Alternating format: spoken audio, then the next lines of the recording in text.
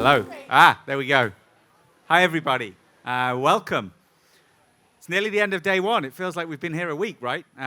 Only day one. Welcome to the first Ipsos session of the week here at this great location on the RTL beach. My name is Pedr Howard. I'm the head of creative excellence, our creative practice in the US at Ipsos. This is the first of 4 sessions from Ipsos this week where we'll be celebrating the superpower of empathy in the age of AI. Brands find themselves at the crossroads, and while AI is revolutionizing the way we operate, there is a timeless power of empathy and human connection. To prove that, just look around. Here we are in Cannes. I don't think you can go to a single panel without hearing AI. It's everywhere. And yet we still have 25,000 people from around the world here to discuss, connect in person, learn, and forge new connections. So our first session today really hits the theme head on. I'm joined by some industry-leading experts here. It really is an honor to have this panel together to discuss AI and creativity in advertising. Is it a risk or an inspiration for human storytelling? I'm joined by Harjot Singh, the Global Chief Strategy Officer from McCann. James Hurman, we've lured him away from his natural habitat at the Palais, creative effectiveness leader and author. We're joined by Robin Watson, the Global Head of Creative Product Solutions at Google. And finally, Adam Sheridan, also from Ipsos, our Global Head of Product Solutions in Creative Excellence. So let's kick things off. Obviously, all around us, we're seeing brands and agencies investing in emerging tools to support the creative process.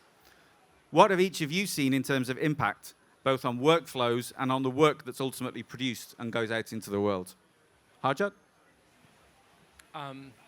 Well, what I've seen so far is that there's room to clarify a conversation. So it's not about workflows as much as I think all of that is symptomatic of a larger conversation that needs to be clarified. And I think the conversation that we need to clarify really is to kind of agree on reset the clocks on what's the business that we're in. Because this whole concept of AI being a threat to creativity, I think, is flawed. Because AI is not going to threaten creativity. It is going to expose mediocrity. That I do believe. Because if we're in the business of curation versus automation or whatever, duplication at scale versus something else, differentiation, that's not the conversation we should be having. So I feel like the first thing that I've noticed, even more so this year, to your point, with so much out there, is there's room to clarify the conversation and reset the clocks. Great. James? I firmly believe the future of creativity is human. I think I think the way that I think about the creative process, you have a bit at the beginning, which is kind of research and strategy and sort of stimulating creativity. You have the bit in the middle, which is like coming up with the idea and doing the actual creative thing. And then you have the bit at the end, which is producing and executing it. And I think that AI is going to be really good at helping us research and helping us stimulate creativity. And it's going to become really good as a production tool in the right hands, right? In the hands of people that really know how to use it to create great work. But the bit in the middle is the human bit. And I think it's never going to do that bit well. And that's where there's room for us. And so I think for getting better at sort of using it in the right way is going to make us more efficient, but also kind of like improve the stuff that we can do and how much of it we can do. There should be an explosion of human creativity because of what AI brings us. For sure. Someone's still got to tell the machines what it is we want made. Robin? Yeah, so I kind of share a similar perspective, but slightly different. So I think there's a huge opportunity for AI to actually play across the entire development process. And we sort of think about the value it's adding depending on sort of like the customer that is using the AI and what they actually need. So I think we talk a little bit at Google around AI in creativity really actually raising the floor and raising the ceiling. And that's really around thinking about a small, medium-sized customer who doesn't have sort of the sort of creative know-how, resources, or upskilling. Being able to actually apply AI from all the way to helping them understand what to create and what to say to the actual asset creation is actually a superpower of AI for that customer segment. Because otherwise they actually wouldn't be, expanding into video, let's say, right? They don't have the skill set, they don't have the budgets, it's very historically cost prohibitive. So it's a huge game changer for those small to medium-sized businesses who just really didn't have access before. And for sort of the larger customers, the value is a little bit different where it's actually placed. And similar to your point, James, I think really understanding and using AI, not just to understand and uncover basic insights on like what's going on in the platform, what's going on with your audiences, but getting to more nuanced and deeper insights into how and what, and how do you actually apply those insights. So to me, I think there's going to be a huge fueling of AI creativity for humans to sort of gather and use as an input to inform the end asset. So we don't really see sort of the underlying technology as a risk. We think actually it's the concept that it's going to replace human creativity that is really the issue. And that's sort of a misconception that I think is it's a like tool at the end of positive. the day, isn't it? Yeah. It's a tool. It's a at tool best, to empower yeah. creativity Yeah. however you need to use it. And it can be used for all the way to asset generation in smaller guys. And for much bigger ones, it's probably the most powerful tool in your tool belt. Right. I think we have to be careful about calling it a tool, though, because when someone calls me a tool, I get quite offended by We're that. talking And about once it does achieve sort of absolute Yeah. sentience, I it mean, comes for us. Yeah, no, if of you've called it a course. tool. Yeah, I know. But my point is, it's a means to an end. Yes. That's really what it is. So, you know, it's not going to replace the creativity and imagination. It's just going to... So good news for everybody here. We might all still have jobs. Let's not for call a few more James a years. tool. Don't call James a tool. Noted. Not Cross unless that, you get cross too that out far. from the next question. Adam, any thoughts on the opening? Well, all great perspectives, and we definitely would never call you a tool, James, so don't worry there. I'd look at it, I guess, from the effectiveness perspective as well. So we've done some research in this space, testing a selection of ads that have been generated with some AI tools, quite nascent TV ads. And what we see is risk, but also opportunity. So risk where if ads have been produced at various stages of the process using those nascent tools, you can be below average effectiveness. But opportunity, if you use it in one or two spaces and the human is still at the center, then it's above average. So I think we're seeing signals there about exactly what you're all saying with that selection of ads. And obviously we've got other things that we'll be talking about later in this panel as well. Yeah. So you mentioned that we've seen some signals there in the data about keeping humans in the process. So Adam and his team have been analyzing our ad testing data sets and using AI tools, to better understand the role of creativity in advertising. Adam, why don't you share a little bit about that and show us some of the early insights? Very happy to. And I think we need to have to little dance. switcheroo now, right? Yes, we do as we're told, right? So, Exit stage. So indeed, thanks, Pedr, for that setup. And it's my pleasure to just share some highlights with you all from this world-first research that we've done using generative AI models to classify ads and cross-referencing that with effectiveness. Before we get to, you've seen these guys already, but before we get to the results of that AI analysis, I just want to touch on briefly what we at Ipsos feel creativity means in advertising and its linked to effectiveness. So we did a separate analysis a few years back now where we identified 3 distinct experiences that good quality advertising delivers to the audience. So first is a creative experience, so that unique, surprising, entertaining experience. You feel like there's been some entertainment value there. Second, on the right, creative ideas. So information, options, values presented to you that have made you think differently. And last but by no means least, empathy and fitting in, and the theme of our time here at Cannes at Ipsos. That feeling that the advertising is about you, it's about your needs, your challenges, and where the brand fits within that, rather than it just one-dimensionally, the ad being about the brand. And we see when advertising hits those notes, you get to stronger sales lift effects, plus 20% in this case. Now, that's all very well and good. That's the what. That's, in our view, what we need to do to deliver a good quality experience to the audience to get to effective outcomes. But the question then is how? How do we get to that good quality experience? And this is where we think AI can be helpful to us. We classified 15,000 ads in our database using generative AI models, and we asked it to classify if certain creative tactics were there or not in the ads. 100 tactics in total, and then we cross-referenced that to the effects. So what did we learn? What value can AI bring to us? What spotlight can it put on the creative experiences that we deliver? So the first thing is to a creative experience, super important to memory encoding effects, that ability of advertising to be encoded in the mind to give you an opportunity to change behavior. We identified that a humorous experience, super important, so plus 37% greater likelihood to be a high performer if you use humor in your advertising. Now, in fairness, I think that's a fairly established learning, right? Like, we know humor matters in effectiveness. We know if you're funny, effectiveness typically will follow. But here's the thing where AI, I feel, can take us a step further, is it's about the type of humor. What type of humor matters most? Now, you may not be able to see this. I've been told to sit here, so I won't move too far. But these are the contributions to the incremental effects of different types of humor. And what we see is that visual humor, playfulness, for example, it seems to matter a little bit more to effectiveness than verbal humor. Why might that be the case? We can hypothesize. Maybe it's the audience of advertising, they want a two-way experience. They want to participate, they want to interpret, and it's that verbal, playful humor that perhaps helps us rise more so to the top than something more visual, something more parody-like, something more obvious.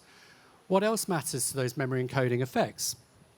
Well, it's the illogical and unexpected, plus 13% greater likelihood to be a high performer. But what underpins that? What's within that theme? Well, again, from my perspective, very interesting. Twist endings, misdirections, red herrings, things that simply don't make sense. It's as though the audience of advertising is wanting us to subvert their expectations, to somehow deny their assumptions. And for me, the really interesting part comes when we connect these things together. What happens when we're funny, but in an illogical way? It's 3 times the incremental effectiveness of just being funny alone. And why might that be the case? We see a spotlight here with AI. We don't see the outcome. What might be the illustration of this? How could this manifest itself with that spotlight to an actual experience? Well, I think there's an ad here we're about to show you that beautifully demonstrates this point, and we'll talk about it in a sec. Your dad's at the glue factory. My name's Kelly, and I'm a unicorn tier farmer for Iron Brew Extra's new legendary flavours. We practice traditional techniques here to get the tears flowing. There's your classic slagging. You're just a trumped-up horse with a horn. No one believes in you, and your teeth are massive. But we also collect tears of joy here. You could do a shampoo ad with that. Everyone wants to ride you. Your horn's looking big. And when all else fails, we bring out the tearjerkers. Titanic. Classic. That's it, Jack. Down you go. No room for you. Delicious. Tastes like rainbows and joy. We Stardust is one of our best at greeting. Get it out, you big pink donkey. Okay, so that ad from Iron Brew, a Cannes Lion finalist, incidentally. It's funny, I hope we'd all agree, but it just doesn't make sense. It's absolutely bizarre, but here's the thing, it works. It's super effective when we measure it on our effectiveness metrics. So that's one side of effectiveness that AI has already put a spotlight on for us, or perhaps given us the confidence to pursue those funny, illogical kind of experiences. But advertising needs to do more than encode memories alone. It needs to change behavior. It needs to change hearts and minds. What can AI tell us about how we change those hearts and minds? Well, telling a good quality story would be helpful, plus 11% more likely to be a high performer if you tell a good quality story. What underpins that? 2 really interesting things. Magic realism, so familiar settings but contrasts of fantasy, and familiar archetypes. So everyday situations that we've all experienced, we can connect with, and therefore we're connecting with the story to do the next thing, by the way, that matters from our data to behavior change, communicating your brand value, plus 15% greater likelihood to be a high performer. What underpins that? I think we're going to get into interesting territory here, so we'll see from our panel. But believe it or not, talking about what your brand can do might be helpful for you. But here's the thing. It's not just about features. It's not just about a false dichotomy of rational and emotional. What about if we told a great story when we were talking about our brand features? That's again when we get to an amplification effect, so plus 20% greater likelihood to be a high performer on behavior change. We looked at an ad earlier around the memory encoding effects. Let's look at another ad now. How does that illustrate telling a really engaging story, one that we can connect with, but also your brand front and center of that? Let's take a look at this ad.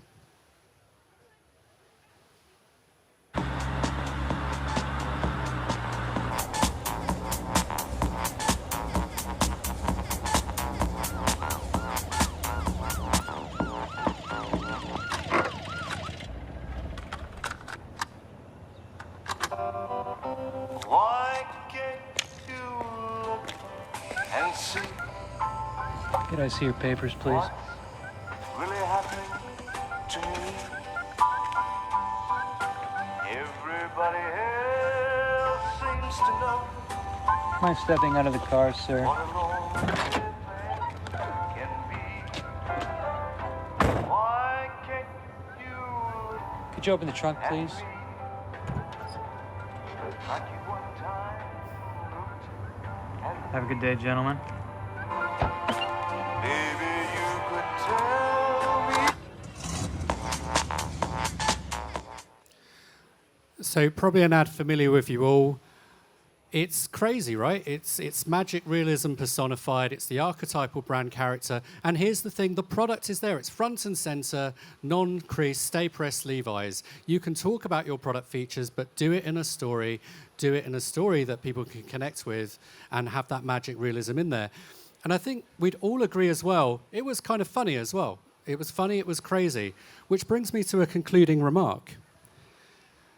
That actually, when we use these generative AI models to put a spotlight on what can drive effectiveness, we see maybe things we didn't quite appreciate or we've appreciated less, in my view, in the last few years, which is, frankly, the complexity of getting to good quality audience experiences and getting to effectiveness. It's not just about hitting an emotional high. It's not just about delivering rational information. It's about, as we know, delivering a good quality experience to the audience, doing it with empathy for them, and introducing those new ideas and thinking in a story that they can connect with. And I think if we consider AI as a tool in this use case, we may very well get more creative to get more effective. So thanks for your attention on these short screens, and now we turn it to our panel, right, Pedr, for some reactions. Everybody.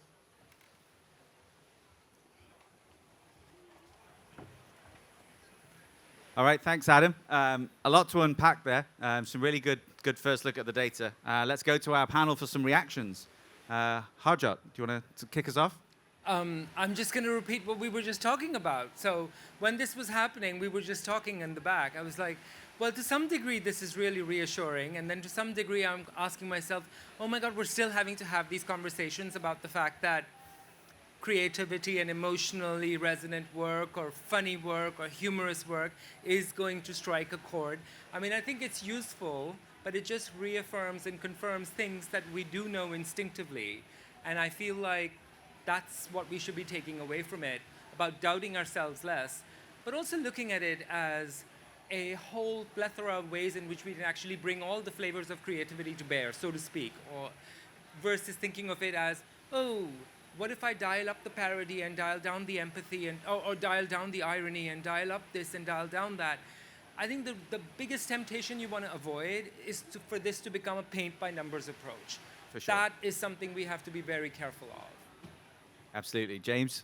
Yeah, I mean, I completely agree with that. Like, it's like if you asked, if you took a Shakespeare play and you analysed it, and then you gave that brief to Shakespeare to write a play that hits all these things, he'd never have written a very, very good play. But I think still this is like super interesting in all kinds of ways. The bit that strikes me as the most interesting is illogical and unexpected, particularly illogical. I just love the fact that you found that illogical stuff like makes a difference, because I love illogical kind of fucked up work, right? It's just really kind of mental, and there was a great Twix ad that just got banned in the UK. Yeah. Like, they wouldn't run it on television. And and Twix, do you all know what Twix is? It's like two silly little chocolate bars in the same packet. And the line at the end is 2 is more than 1. Which is so great, right? How good is that line? It's so mental, it's so stupid, but it's hilarious, and it talks to the product, just like you were saying, right? It talks straight to the product, but in a way that's just a bit mental. And so it just lodges in your mind. Like this amazing thing. So that's what I love. You know, that's the bit of this that really grabbed me. Robin? Yeah. So, this type of research I think is like absolutely critical in order to inspire creativity for sure. And I think I kind of go back to these types of creative research insights as really like the floor and the ceiling concept around. For us as a platform, we have been for many years, right? 2017 we launched our ABCDs. So this is very much the sort of what's happening on the platform, and this type of data is now getting to not only just the what's happening, but the sort of why behind it, and then the how to actually apply it. So we're super passionate about some of this type of work and these types of insights, both not only to drive sort of the innovation and creativity in the large customer space where you are taking some of these amazing insights and you're figuring out how to actually go beyond and actually drive creativity. For the smaller guys, these are the types of research and insights that we can actually derive at scale much faster with AI in a way that we've never been able to before. And how we're actually thinking about that is actually applying that on the sort of floor, right? Where it's like, hey, let's constantly run research and constantly understand what are the things that are insightful, that are driving performance and driving engagement on the platform, and how do we get that into the hands of smaller customers, right? So that's a lot of our models are actually trained off of these types of creative insights to drive better performance and better sort of engagement and learn some of this stuff to enable a small business. It's true too for the large customers, right? You are able to actually provide insights in a much more in-depth tone than you ever have before. And so we're really excited about that. I love what you're saying, Robin, because it's like you're providing evidence and empirically backed evidence. And I just think it's great that you're doing what you're doing because it's so on point with your brand. Because to me, Google has always been the great democratizer. It's like making it possible for everyone to kind of take a shot at this versus making it some little elitist pursuit. So I love that you're doing that for even the smaller guys. Yeah. You're also very interested in floors and ceilings. I'd love to come to your house because presumably you have an amazing floor and ceiling I want situation. all of the floors to be high and the ceilings to be even higher. Yeah, that sounds great. Yeah. And see what I did there? That was illogical. and It was unexpected. illogical, and I enjoyed it. It was a great engagement. The illogical worked. Got the attention. Adam, any reactions to the reactions from the panel?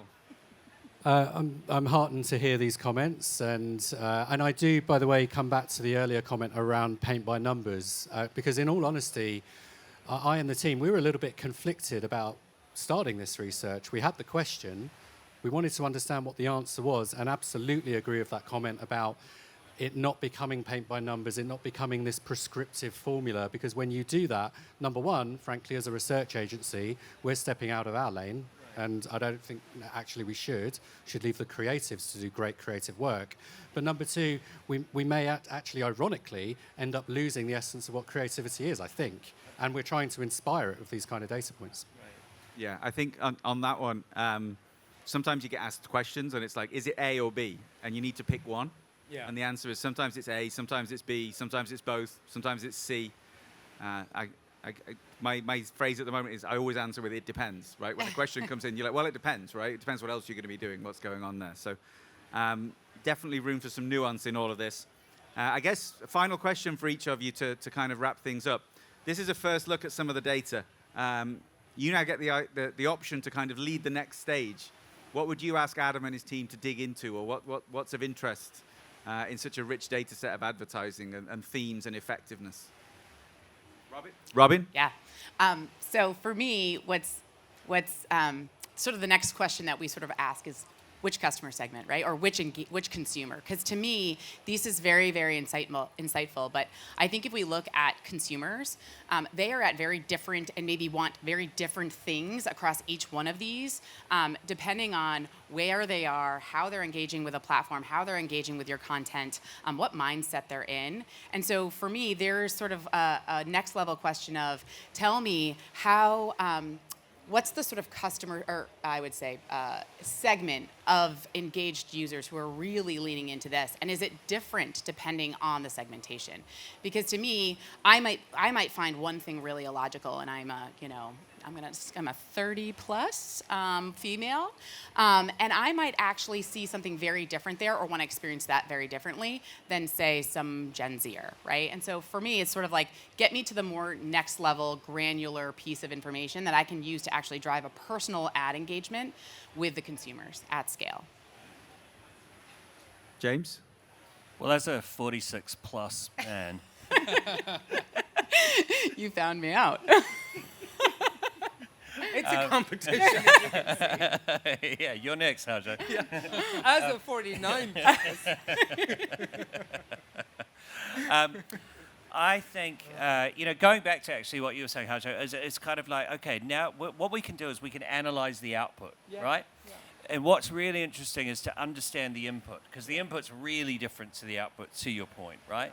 I think it would be really interesting to be able to sort of track back in time to, okay, an ad that sort of did all of this stuff, like what was the I don't want to say brief, but what was the stimulus, right, that caused that thing to grow in that amazing way? Because I think that's what, particularly for like people like Harjot and I, like who I used to be a planner, Harjot still is a planning leader. That's what you want to achieve, right, as a planner, is like, how do you stimulate the creative process in a way that produces this kind of stuff. Right. And then secondly, just digging more into illogical. I mean, I just love, it's the first time I've ever heard a research company say illogical kind of work is more effective. I just love that, and I want. So we'll do a follow-up on illogical, and we'll share it with you, James. You can publish it. That's really interesting, the briefs bit. I think if the brief's wrong, you're going to spend months and months going down the wrong path. So how can you get that right? Yeah. We have this thing at McCann where we actually encourage people. We talk about find the weird and the wonderful, because that's where you have this opportunity to really dramatize that in the commercial and creative benefit of the brand. So the weird is a wonderful place to be, and you can find that with stuff like that. But I think that being said, what I do think is useful when you talk to clients, and I'm sure there are lots in the audience, clients are asking questions that are very, very precise, because the kind of pressure they're under is also very, very specific. So precision is something that is highly valued, more than I feel it's ever been in the industry in the 28 years that I've been in the industry. So research like this, that is actually about looking at the illogical and looking at the subjective narrative of what we do and trying to find some level of precision, is super helpful in two ways. And that's where I think we can push it. And Adam, you and I talked about this. Clients are asking, right, how can I be platform perfect? To your point exactly, what part of this mix works better and creates more effectiveness on which platform for the same brief? Right. For what engages my loyal and priority customer segments more, and what's the mix for the same brief? So I think that's one. And then the second thing you want to know is, what part of this mix works for when you're trying to build long-term brand stuff? And then also the 60-40 conversation, which is so loud right now. How much of that and how much of the immediate stuff that we have to keep doing?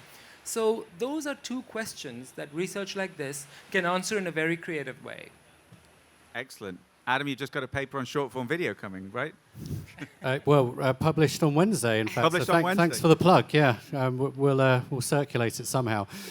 And just agree with all these comments, and it's great to just have this enthusiasm as well across so many different perspectives on really just the top line and scratching the surface. The only point I would briefly add, it was mentioned earlier, and I completely agree with it, about the SMBs, that they could really gain value from this kind of information. I think sadly, I could name, I won't name them, but I could name many, many big brands who actually could also benefit from this, who have a lot of resources, but maybe don't have the confidence. And maybe with these kind of data points, they could get that confidence. So that would just be the one point I would add to these great perspectives that we've heard. Great. I think we're pretty much out of time here. We could probably talk about this for a lot longer, but I'll wrap it up. Say thank you to our esteemed panelists here, Harjot, James, Robin, and Adam. Thank you to all of us for joining us. Thank you. Thank you. Thank you. Thank you so much. And then join us tomorrow. The Ipsos panel tomorrow at 5 p.m. will be Tenacious or Not, Does Origin Fuel Brand Growth? That's it from us. Thank you all.